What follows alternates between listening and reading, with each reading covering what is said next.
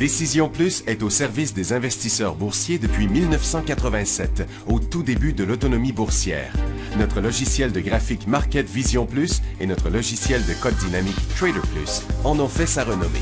Nous sommes encore ici parce que nous évoluons sans cesse et que nous servons bien nos clients. Découvrez nos produits et services spécialement conçus pour l'investisseur actif et autonome dans la boutique Décision Plus. Le logiciel de graphique Market Vision Plus est en français. C'est le logiciel le plus utilisé par les investisseurs de chez nous.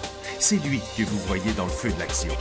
Trouvez, classer et analyser plus facilement avec cet outil sans pareil pour suivre la bourse et prendre les meilleures décisions. Gardez vos titres à l'œil avec Market Vision Plus. Consultez la boutique Décision Plus pour en faire l'essai pendant 10 jours sans aucun frais, c'est garanti.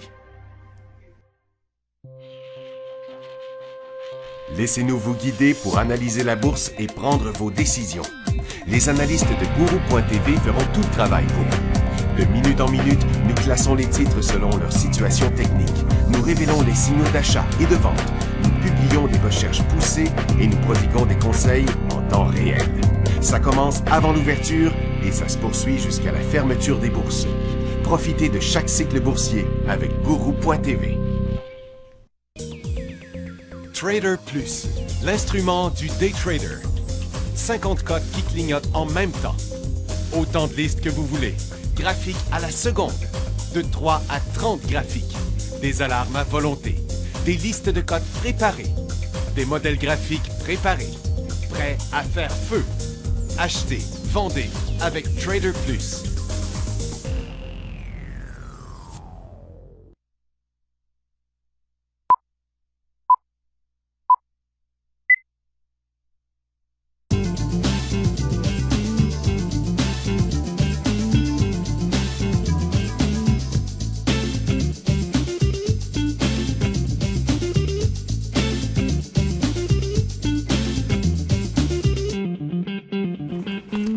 Bonjour tout le monde, bienvenue dans le feu de l'action lundi le 29 février 2016. Les marchés sont en hausse, ça a été tranquille ce matin, ça a décollé lentement.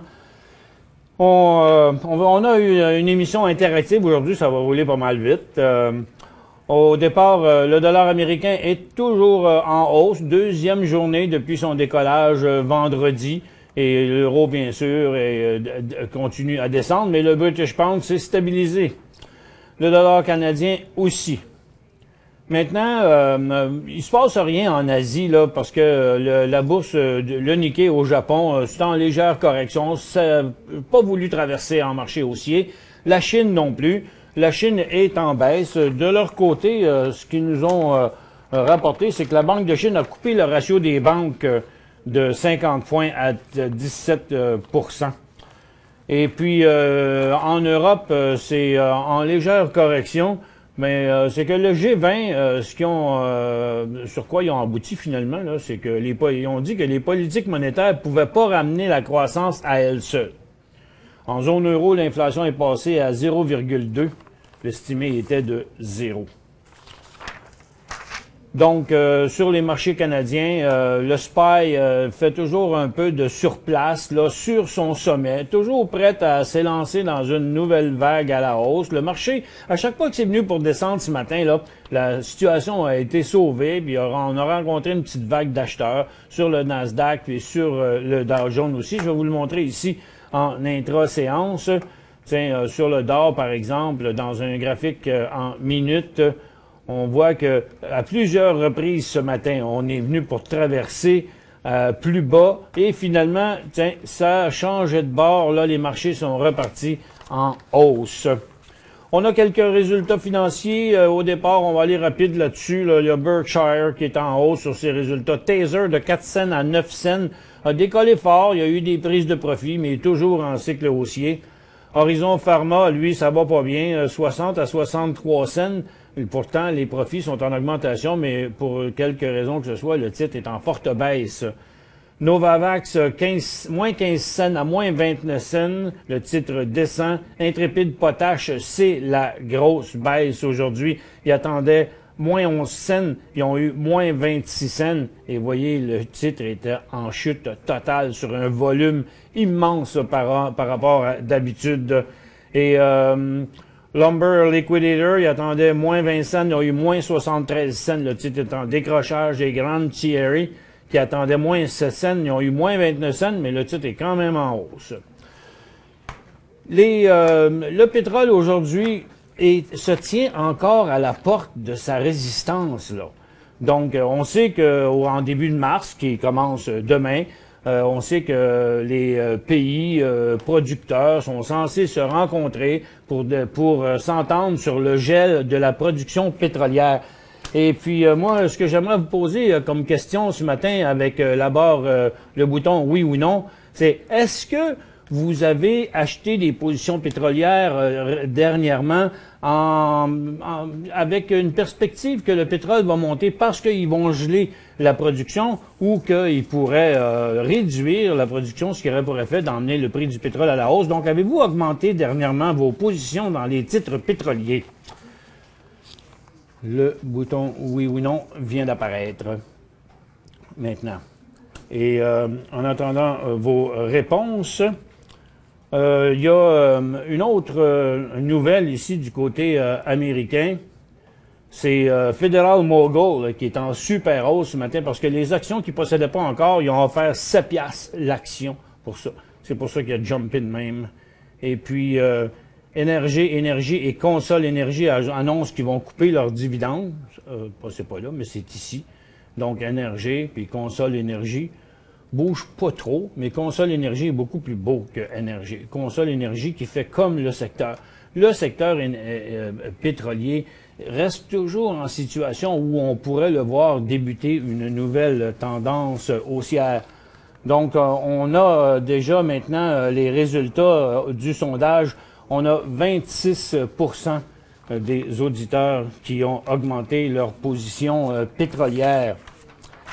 Et puis, je vais vous poser une autre question en fonction des titres aurifères. Mais cette fois-ci, ça va être la barre d'évaluation 1 à 5. Puis, ce que j'aimerais savoir, c'est quel est votre degré d'exposition à l'or et aux aurifères? C'est-à-dire par rapport à votre portefeuille. C'est-à-dire plus vous êtes à risque à cause des aurifères, c'est-à-dire plus votre proportion de titres aurifères est grosse dans votre portefeuille, bien plus le chiffre que vous devez répondre est gros. Donc, si vous êtes très exposé au mouvement des titres aurifères, vous allez pouvoir aller 5. Puis, si vous êtes presque pas exposé, bien, vous cliquez sur le bouton 1. Je vous envoie le bouton 1 à 5.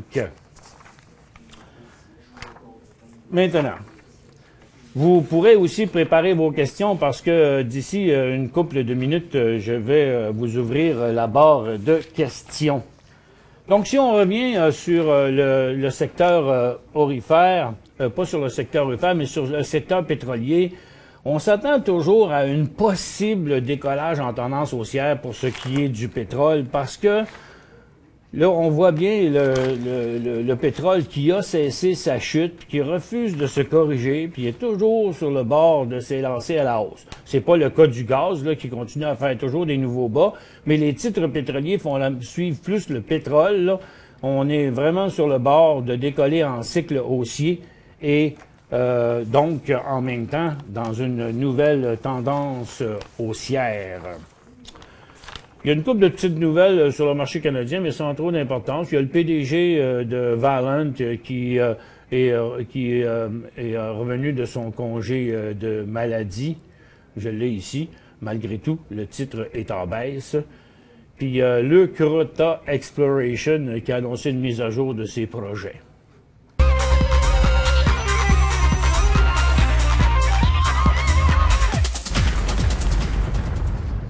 Les résultats pour votre exposition au prix de l'or et des titres aurifères, on a 65% des auditeurs sont peu exposés, 11% ont voté 2, 8% ont voté 3, 5% ont voté 4 et 7% ont voté 5. Donc, on n'a pas beaucoup de gens qui sont très exposés au prix des aurifères présentement.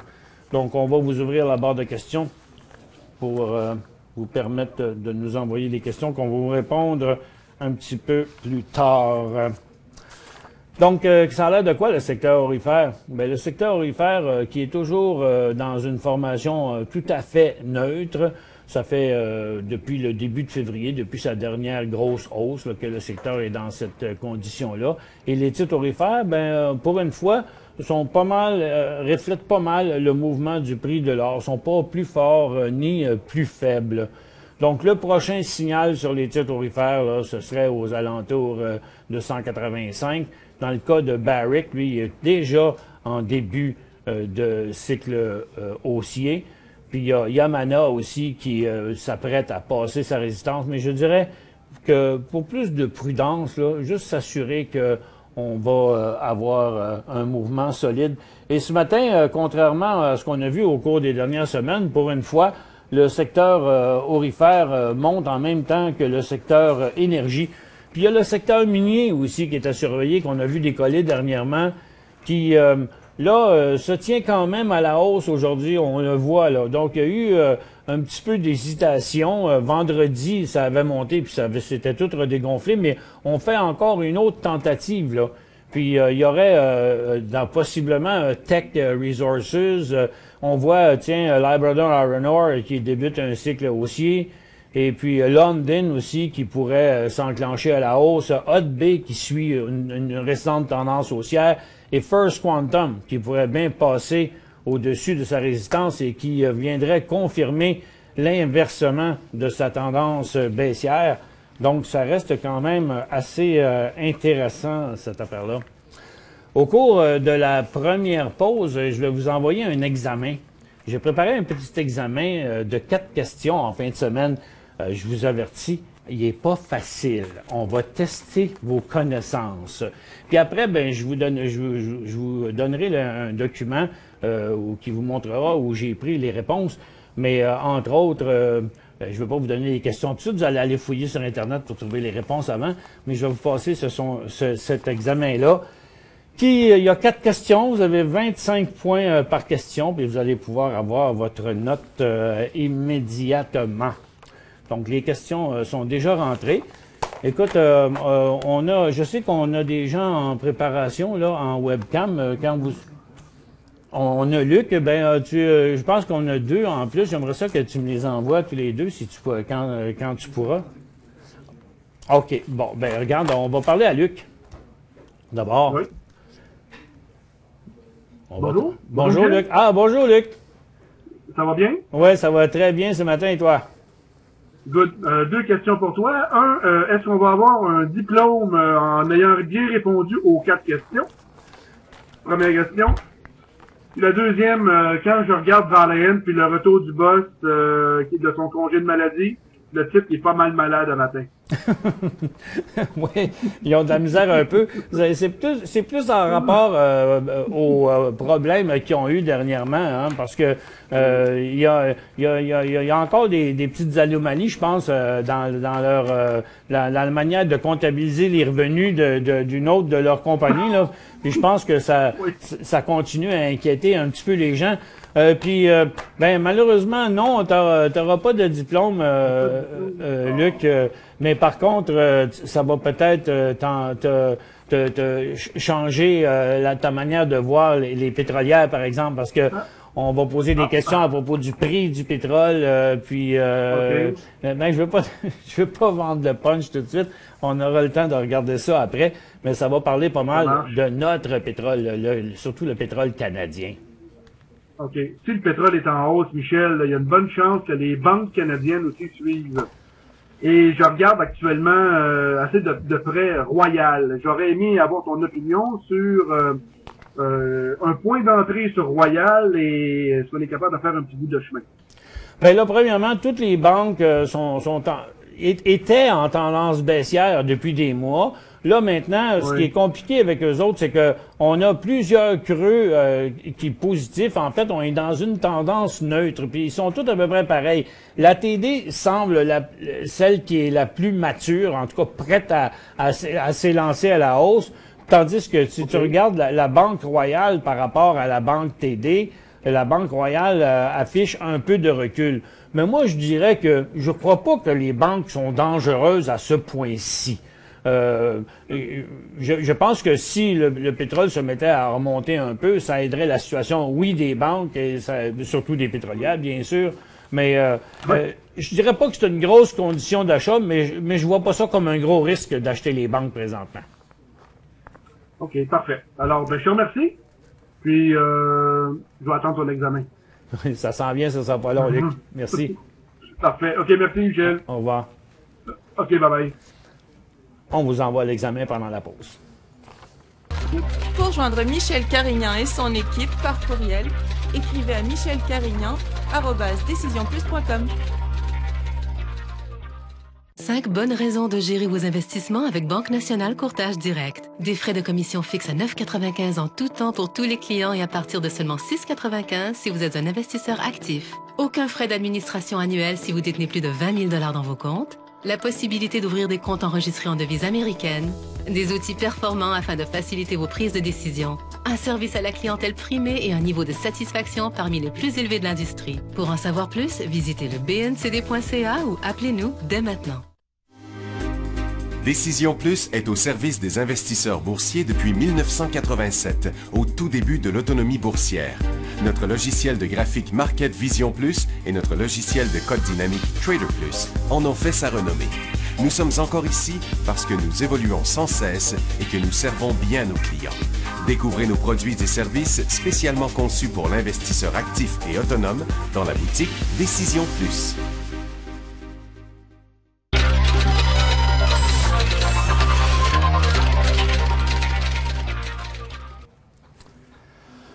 Bon retour, mesdames et messieurs. Bon, je ne sais pas si vous avez eu le temps de répondre, mais prenez votre temps pour répondre à l'examen.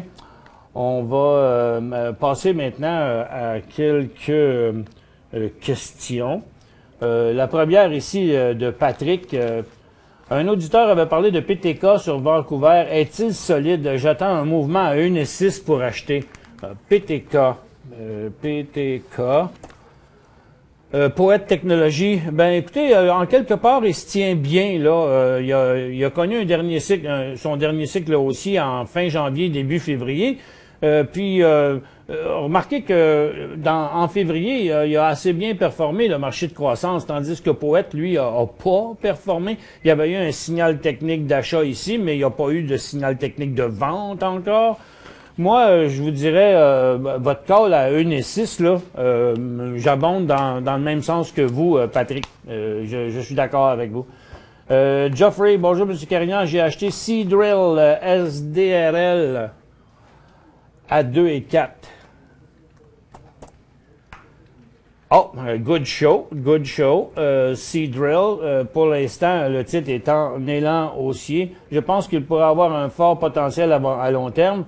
Votre avis, s'il vous plaît. Merci à vous. Bienvenue. Écoutez, c'est ce qu'on appelle un revirement de tendance là, traditionnel. C'est un grand classique. Là, dans ceux qui ont lu Le secret pour gagner en bourse de Stan Weinstein, c'est une phase 1 là, que lui appelle ça. Moi, j'appelle ça une première journée de cycle haussier qui est en même temps le début d'une nouvelle tendance haussière. Donc, quels sont les risques dans un cas comme ça? Ben, les risques, c'est qu'il continue pas.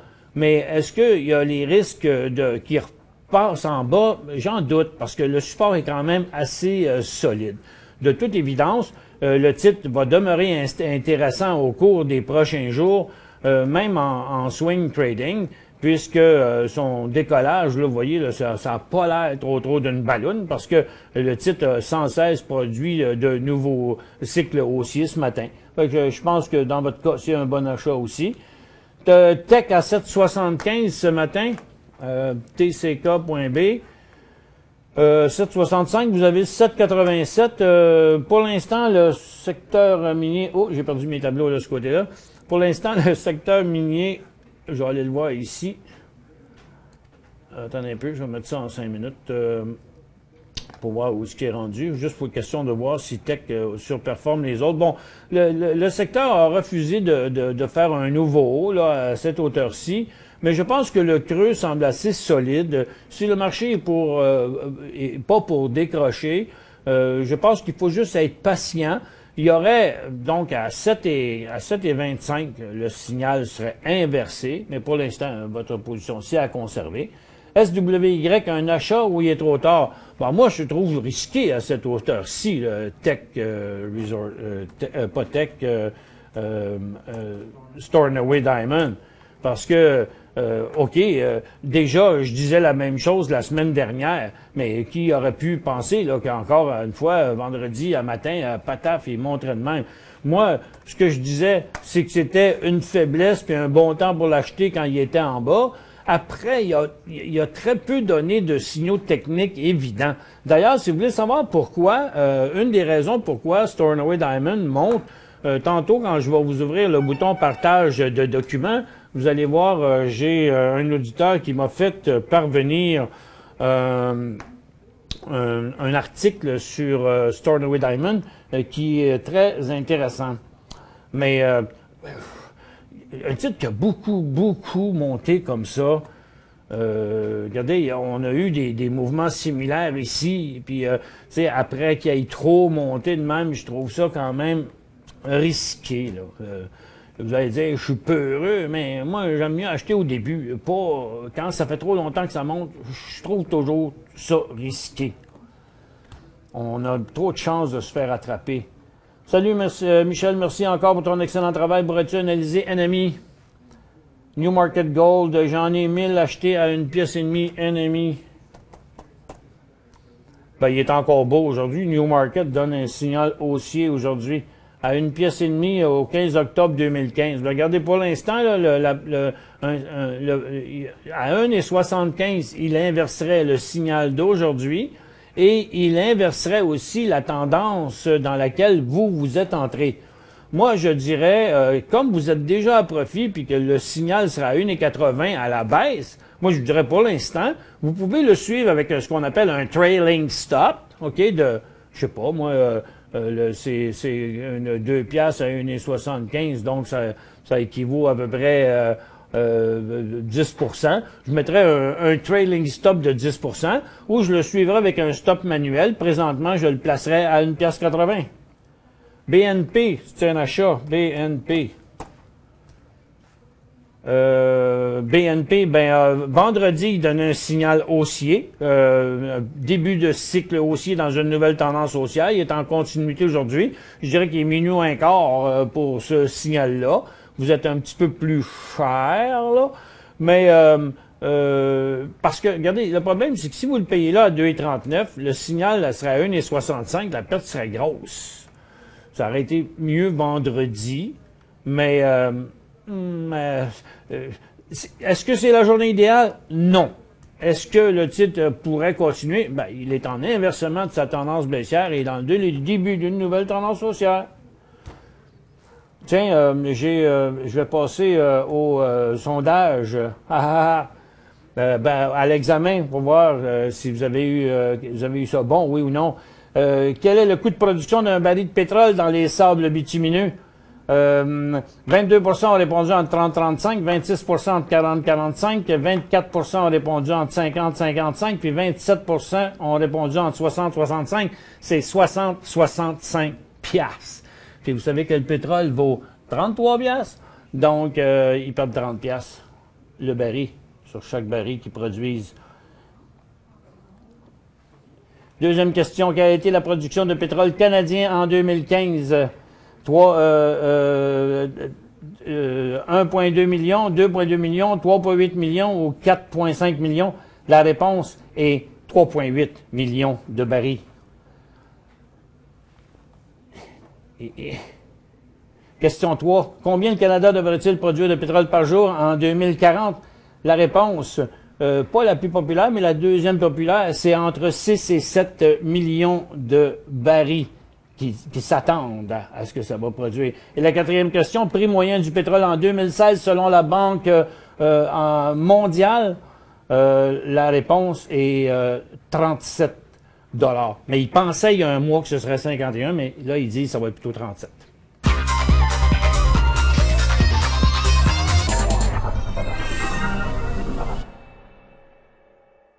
5 bonnes raisons de gérer vos investissements avec Banque Nationale Courtage Direct. Des frais de commission fixes à 9,95 en tout temps pour tous les clients et à partir de seulement 6,95 si vous êtes un investisseur actif. Aucun frais d'administration annuel si vous détenez plus de 20 000 $ dans vos comptes. La possibilité d'ouvrir des comptes enregistrés en devise américaine. Des outils performants afin de faciliter vos prises de décision. Un service à la clientèle primé et un niveau de satisfaction parmi les plus élevés de l'industrie. Pour en savoir plus, visitez le bncd.ca ou appelez-nous dès maintenant. Laissez-nous vous guider pour analyser la bourse et prendre vos décisions. Les analystes de Guru.tv feront tout le travail pour vous. De minute en minute, nous classons les titres selon leur situation technique. Nous révélons les signaux d'achat et de vente. Nous publions des recherches poussées et nous prodiguons des conseils en temps réel. Ça commence avant l'ouverture et ça se poursuit jusqu'à la fermeture des bourses. Profitez de chaque cycle boursier avec Guru.tv.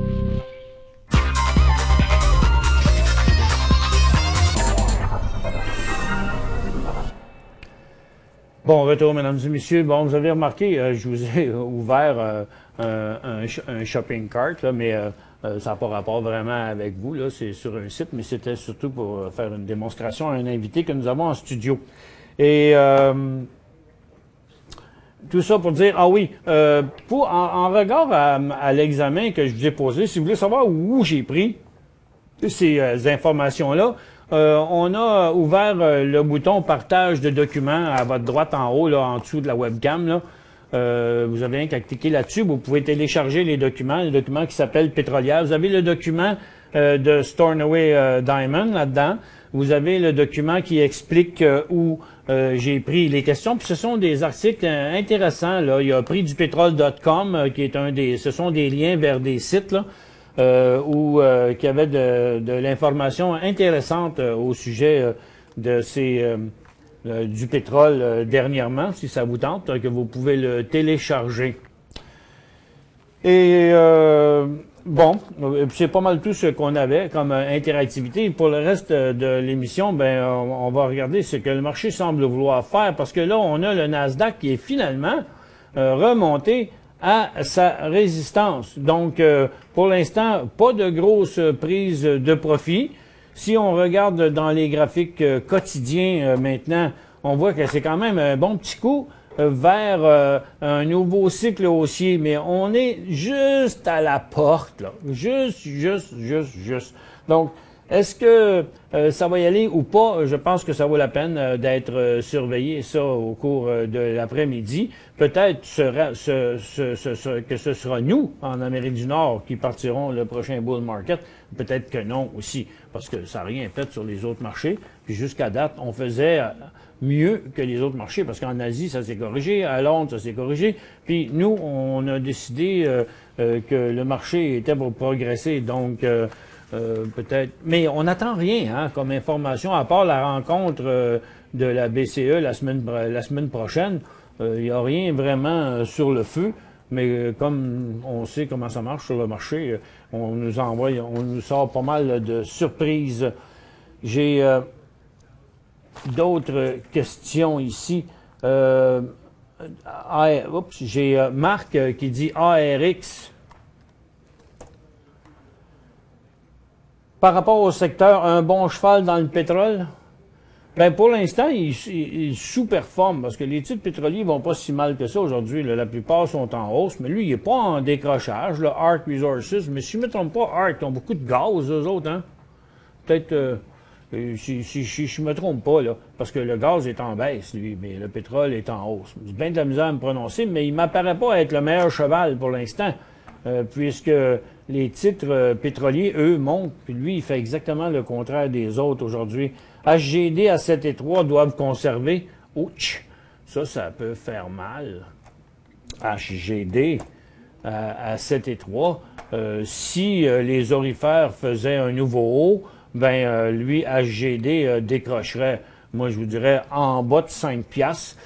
Je pense que je prendrais ma pilule et je sortirais de là.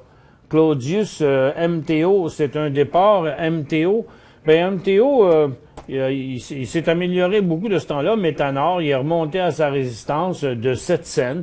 La compagnie travaille toujours très fort, on le sait. Ils produisent de l'or. mais peut-être pas, font sûrement pas assez de profit. Moi, je pense que le prochain signal serait comme à 8 ou 9 cents. Vous l'avez à 6 cents, vous avez 50 000. Le titre, dans le moment, il vaut 6,5 cents.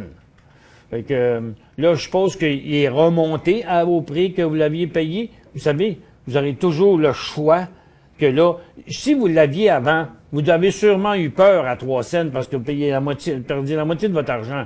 Vous savez que vous auriez le choix de sortir, le choix de la réduire, en tout cas, sûrement pas de l'augmenter avec 50 000 parts, là. Mais moi, si j'étais vous, je ferais un des deux. Je la réduirais ou je sortirais. Pourquoi? Parce que s'il redécollait là, il n'y a rien qui vous empêcherait de le racheter à 10 cents. Parce qu'à 10 cents, il serait bien plus important. HOU 4000 à 3,5. HOU, c'est sur le pétrole. Vous êtes là à 3,5. Moi, je pense que c'est à conserver. J'ai comme l'impression que d'ici les 2 prochaines semaines, puis je peux me tromper, là. Hein, regarde, j'ai pas de boule de cristal, puis je suis pas devin. C'est un feeling que j'ai que il va falloir qu'ils fassent quelque chose, parce qu'il y a des compagnies dans le pétrole qui vont péter aux frettes. Si vous l'avez vu, les sables bitumineux, là, est-ce que c'est la stratégie des pays de l'OPEP et tout ça? Est-ce que la stratégie, c'est ça? Parce que est-ce qu'ils vont avoir besoin de réduire la production de pétrole ou tout simplement qu'il y a plein de petits producteurs qui vont péter aux frettes? C'est un des deux. Là, pour l'instant, c'est les dividendes qui coupent. C'est les dépenses qui coupent. Mais tout à l'heure, c'est des compagnies qui vont couper, là, OK? Qui vont tomber. C'est peut-être comme ça, finalement, que la production va diminuer parce que des petits producteurs vont arrêter.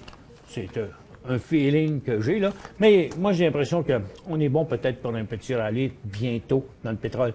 Merci beaucoup d'avoir été avec nous, surtout d'avoir participé. On se retrouve demain dans le feu de l'action sur DecisionPlus.com à 11h.